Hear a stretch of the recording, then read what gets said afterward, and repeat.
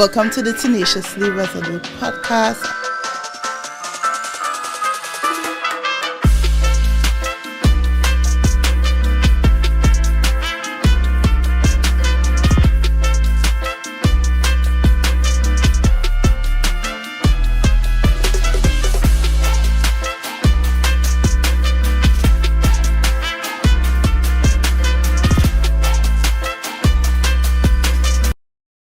Hi and welcome back to the Tenaciously Resolute podcast. I'm your host, Chris Nelson, and it is such a pleasure having you all back with us for another week.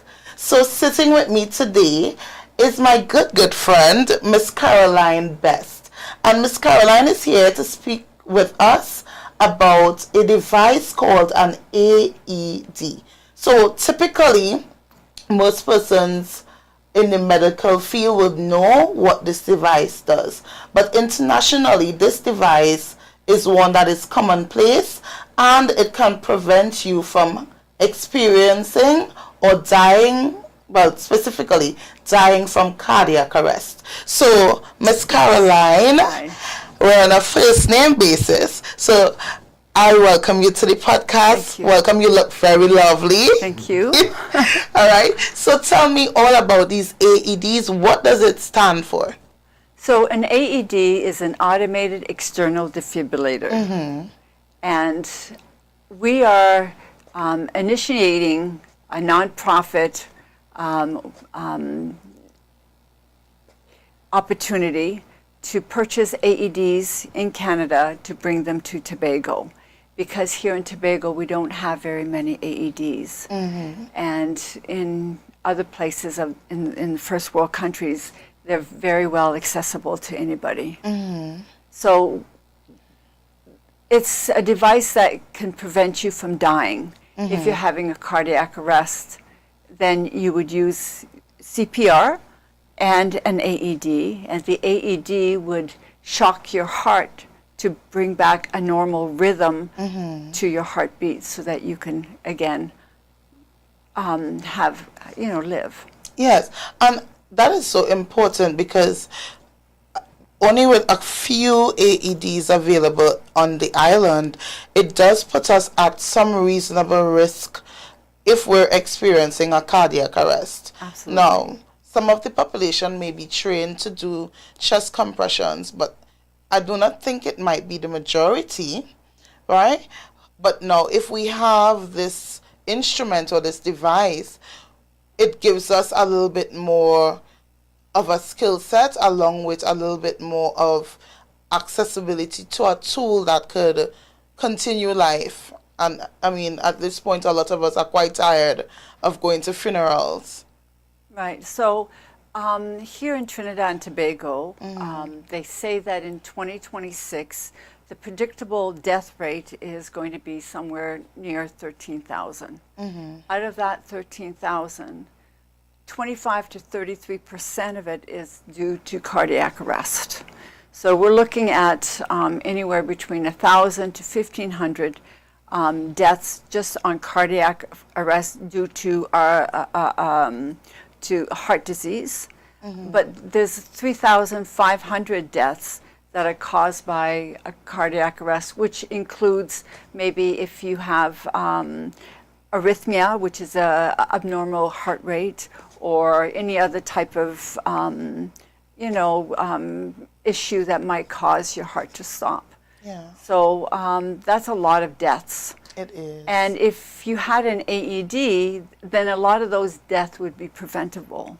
So we are raising the funds to buy the AEDs.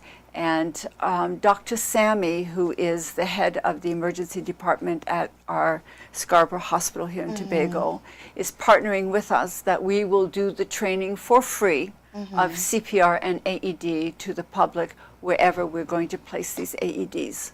Wow. Yes. So the public, this isn't even, specifically for medical personnel. No.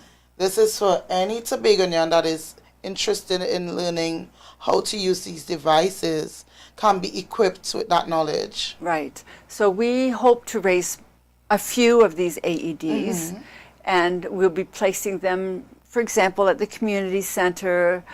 We'd be placing them maybe at the mall.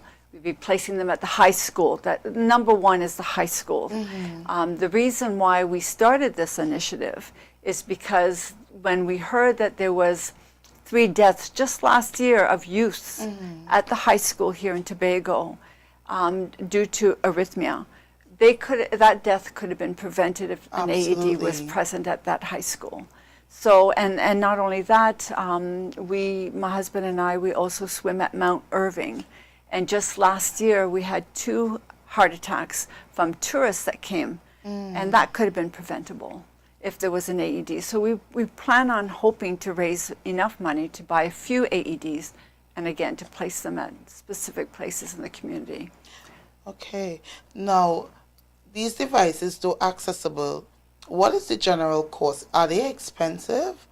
So we would not charge for the course. It wouldn't be a certified course. It would be just a basic knowledge of how to do CPR and use the AED. The AED is a box that all you have to do is press a button that says start, and it will prompt you to do the rest. So it will tell you step by step what to do. Yes, and basically all it is they'll tell you is to expose the chest and put on the pads. There's 2 pads that you put on, one at your chest level here and one on your left side. And then you press a button and the machine will read to see what's happening with the heart. And then if it's this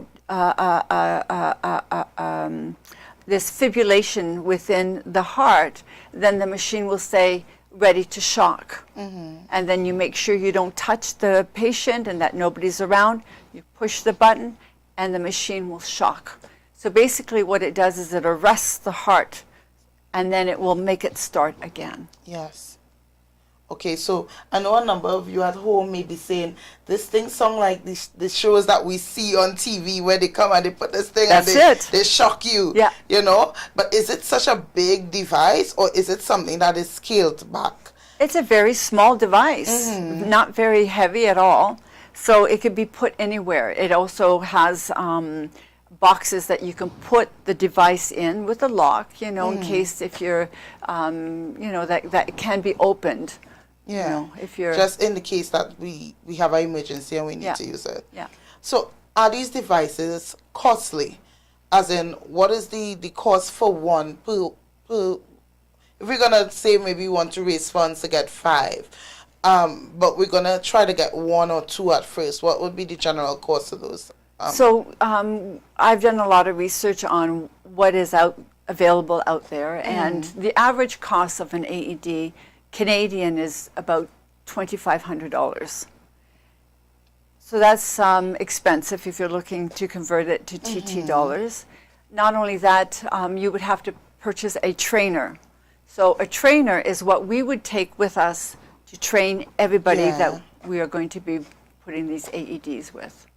But I mean, for the purpose that it's going to be used for, $2,500 isn't a lot. Now, I know a number of persons may have to travel to get medical care based on what the affliction may be.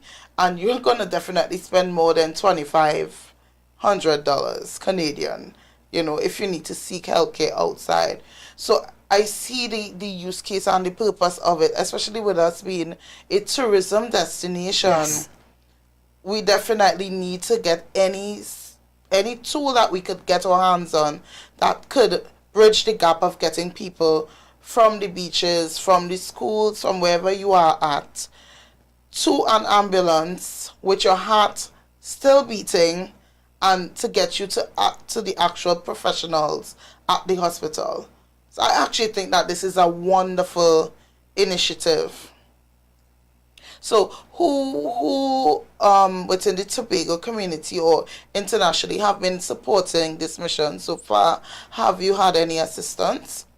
So we just launched the GoFundMe account, and so far we have raised enough for 1 AED and 1 trainer.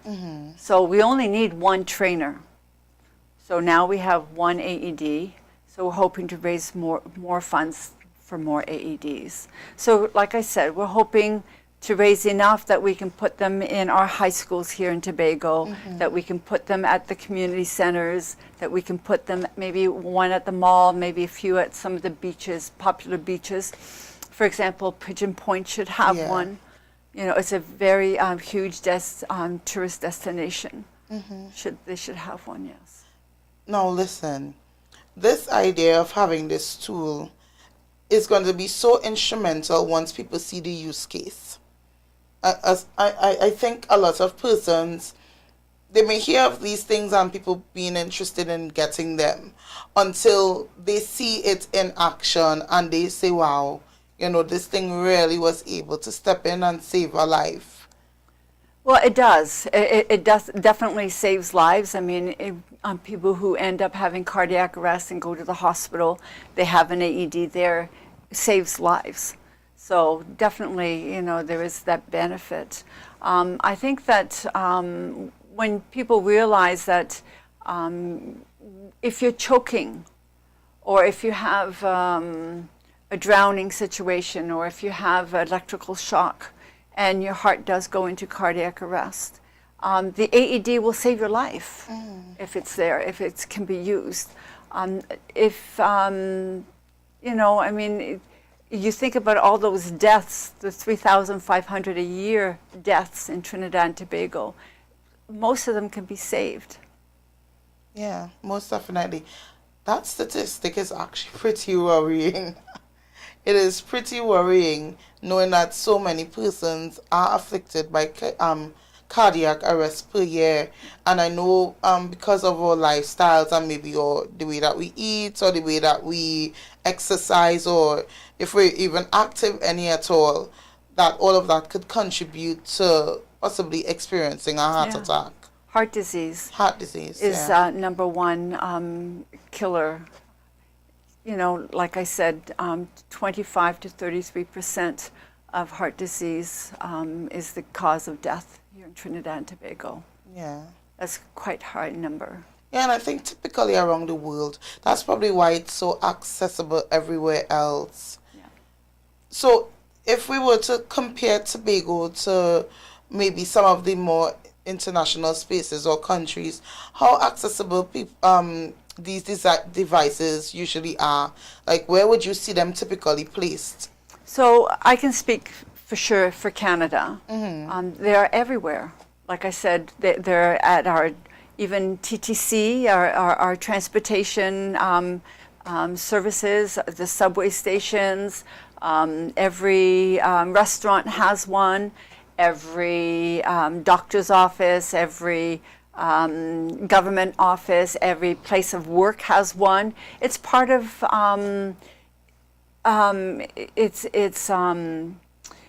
how would I say it?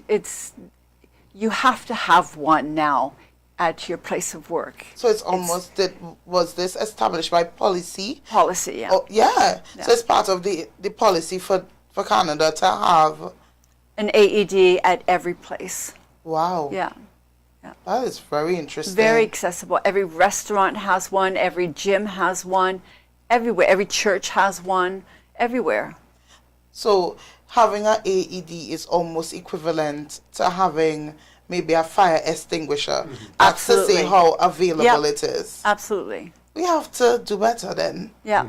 Yeah, and that's the cause of why we're doing this initiative, is because we really feel that it is needed on the island, especially with the fact, again, of preventing students, young students, tourism. And tourism, you know, it's very important.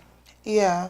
All right. So you said that a GoFundMe account was set up. Yes. Right, to facilitate getting funding. What's the target, and how could we access this GoFundMe? So the target is 50,000 Canadian. That will give us at least quite a few that we could purchase. The GoFundMe is it's gofund.me and then /CAAEE53F3. And you can go directly to that and donate.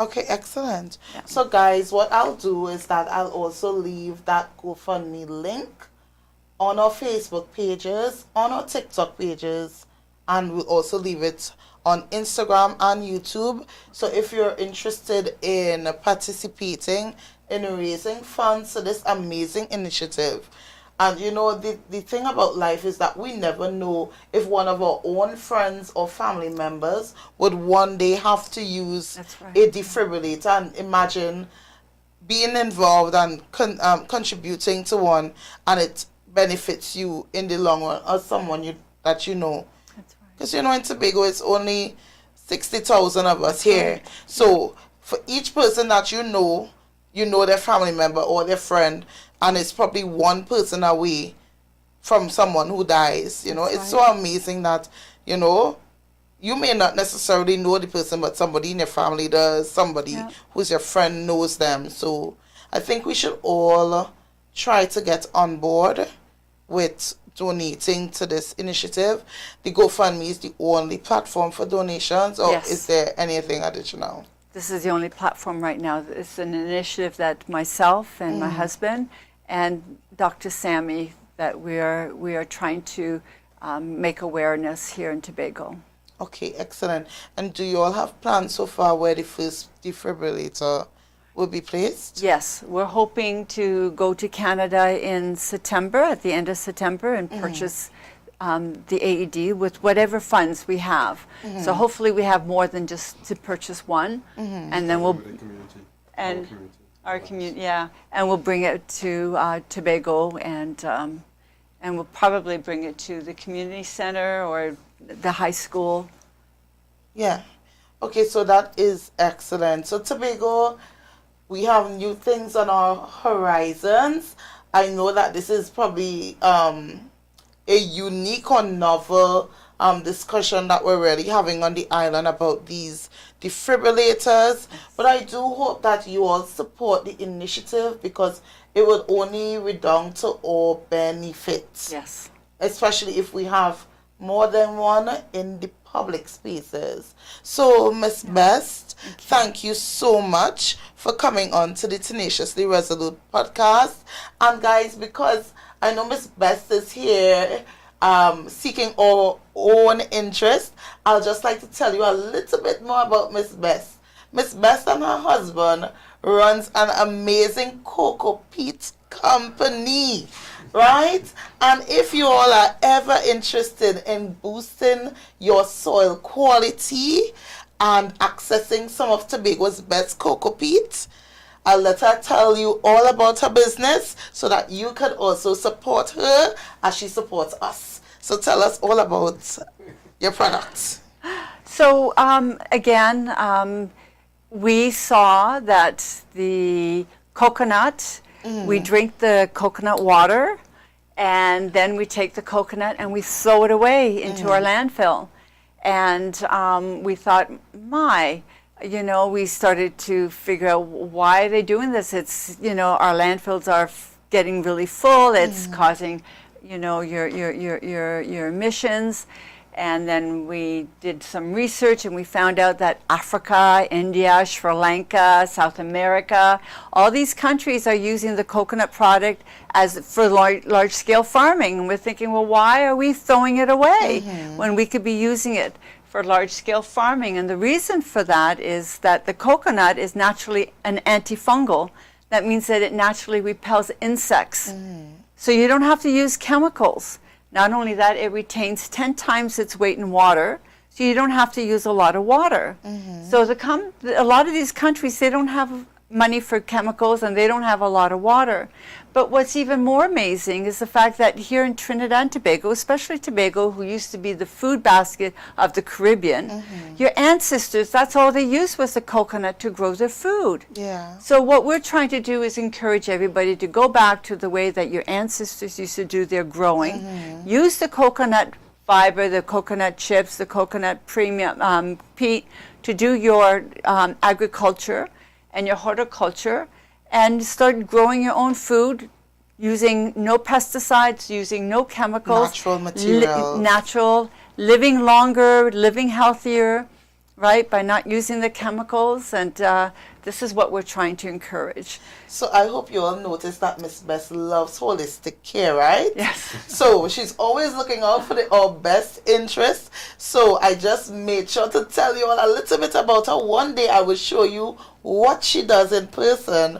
But for today, that's just a sneak peek into what she does and in general outside of her raising funds for the defibrillator. So if anyone wants to reach out to you personally, maybe to give you a donation or even some support, I don't know, maybe training, there are different people who see, feel free to share your contact with us so that they can reach out to you. Yes. All right, so tell us. Our contact, you can email me at cc.best, B-E-S-T, at live.com. Or you can call us. We have a landline, 233-9460. All right, excellent. So guys, I hope you all support this mission. Do remember that the GoFundMe link will be placed on all our social medias. And we do hope to see you all soon. As I usually tell you all, stay tenaciously resolute in all that you do. And guys, look out for more outside of the studio episodes from the podcast. Be sure to follow our Facebook, YouTube, and Instagram links. You will also see content on TikTok. So we look forward to sharing more with you all as the weeks roll on. So see you all next week and have a positive week ahead. Take care and bye-bye. Bye-bye. Welcome to the Tenaciously Resolute podcast.